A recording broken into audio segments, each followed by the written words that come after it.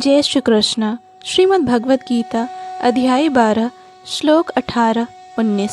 समः शत्रौ च मित्रे च तथा मानापमानयोः शीतोष्ण सुख दुःखेषु समः संग विवर्जितः तुल्य निंदा स्तुतिर्मौनी संतुष्टो येन केनचित अनिकेतः स्थिरमतिर्भक्ति। इस श्लोक में भगवान कहते हैं, जो मित्रों तथा शत्रुओं के लिए समान है, जो मान तथा अपमान, शीत तथा गर्मी, सुख तथा दुख, यश तथा अपयश में संभाव रखता है, जो दूषित संगति से सदैव मुक्त रहता है, जो सदैव मौन और किसी भी वस्तु से संतुष्ट रहता है, जो किसी प्रकार के घर बार की परवाह नहीं करता, जो ज्ञान में दृढ़ है और जो भक्ति में संलग्न है, ऐसा पुरुष मुझे अत्यंत प्रिय है।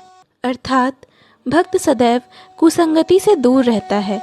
मानव समाज का यह स्वभाव है कि कभी किसी की प्रशंसा की जाती है तो कभी उसकी निंदा की जाती है, लेकिन भक्ति कृत्रिम यश तथा अपयश, दुख तथा सुख से ऊपर उठा हुआ होता है।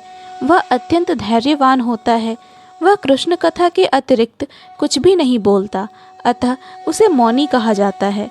मौनी का अर्थ यह नहीं कि वह बोले नहीं, अपितु यह है कि वह अनर्गल अलाप न करे। मनुष्य को आवश्यकता पर बोलना चाहिए और भक्त के लिए सर्वाधिक अनिवार्य वाणी तो भगवान के लिए बोलना है। भक्त समस्त परिस्थितियों में सुखी रहता है। कभी उसे स्वादिष्ट भोजन मिलता है तो कभी नहीं, किंतु वह संतुष्ट रहता है। वह आवास की सुविधा की चिंता नहीं करता।